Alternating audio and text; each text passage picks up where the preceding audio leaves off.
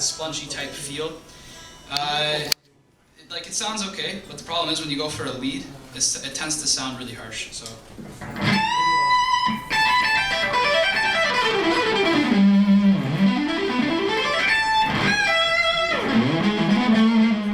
You get the idea. It's just there's not really a lot there. Pedal-wise, for live settings, I usually have another half here. But a very useful pedal is if you have a large pedal board, is a buffer. And what this does is it'll boost the signal that's lost in your chain of effects going to your amp. So I have the buffer running right now because there's quite a bit of pedals I'm going through. But if I were to turn it off, you would hear the difference. So that's with it on. With it off. You can't really hear much of it now, but when I have the whole other half, you really start to see there's the signal's lost. Very important pedal, and if you have a large board, invest in one of these. It'll make your day. The most used pedal, and I think, in my opinion, one of the best pedals is the tuner. Can't go wrong. I like to use a volume pedal, only because when I'm playing, you don't always have your pinky finger to reach for the volume knob and turn up as you're strumming. So I don't always have my hand to do that, so I can just do it with this pedal.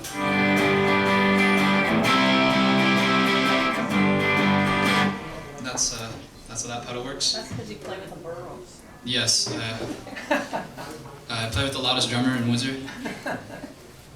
It's important when he says that the tuner pedal is the most important thing. Nothing more annoying than to go to a concert and you hear a ding, ding, ding, ding, ding, ding, ding, and they're tuning their guitar. The thing is, with the pedal one, you step on it, or some use the little clippy tuners on there, and you step on it, you can go bing and put it right in tune. Yep. And it is the most important pedal, because having hosted jam sessions for like 110 years, you get people come out, you want to tune up? Oh, no, I'm in tune. Well, no, I say plug it in and show me, and they plug it in and show me. How many guys have been perfectly in tune at the jam session? Anybody got a guess? It's a big prize if you get it. 1, 2? Nobody. Okay, we have a prize for you. I just got to figure out what the heck it is. We'll get Bill to give you something. But, yeah, but not one person has been in tune that comes in and, yeah, I'm in tune. Now, and the second thing, before you get into the pedals, because he's doing it all right here. The second thing is, see the way his cord is tucked into his guitar in his strap. The reason you tuck it through the strap before you plug it in is you see nothing more unprofessional than some bozo out there steps on his wire and pulls it out of his guitar in the middle of a song. Another great tip is for an amp like this, or any amp, usually what I'll do is I'll have my amp head in my amp cabinet. You'll see people who will step on the cord and it'll actually break it out of the jack. So the easiest way to fix that? Take your cord. If you have an amp head on top of here, you run it through the first the leg of it, and then you plug it in. So when someone steps on it, it's not yanking the cord and breaking the jack. Or for a combo amp, you put it over the top like this, so it's out of the way. It's just a better thing to do, because there's nothing worse than breaking your amp when you need to use it. So. And one last thing that just jumps out at me, because everybody should have this, is if you notice the nice shiny jack that he's stuck in the bottom of his guitar. So good jacks. Yes, good cabling is important. Because you get these guys that try and scrimp out on a Junko cable, and they come out and it just totally destroys everything. They pay the price. So connections, as you can see, he's got the little shiny connections down there too. They sort of jump out at you. As far as if you guys have a problem with noise and your amp's really noisy, first question you need to ask yourself is, are you using a single coil guitar? If you are, that's going to happen naturally. The way to combat that is, if you're playing in your room, turn off your lights. for some reason, the single coils like the frequency of the lights. It's the weirdest thing.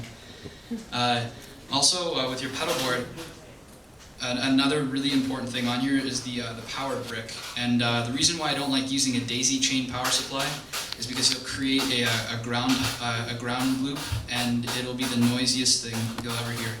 It'll be constant static. Also use shielded cabling.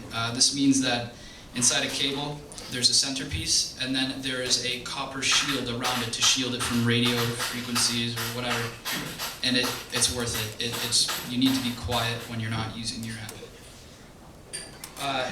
So here's a wah pedal. I'm sure we all know what this one does. I try to use it sparingly. I don't ever play a solo where everything is on the wah, but I do use it. So here's an example of some of the stuff I like to do on it.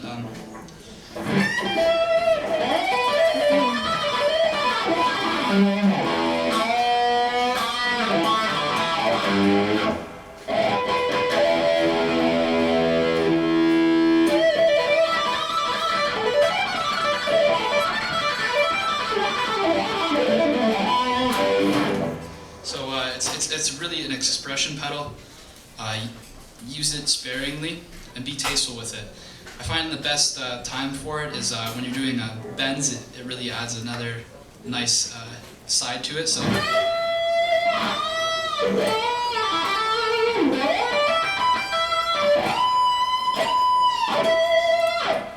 And also for when you're doing a repeated fast part. So if you're playing,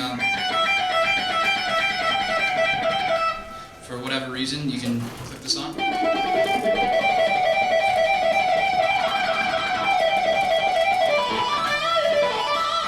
Like this too. And now, once again, to get to that point, just a metronome. You just take that riff.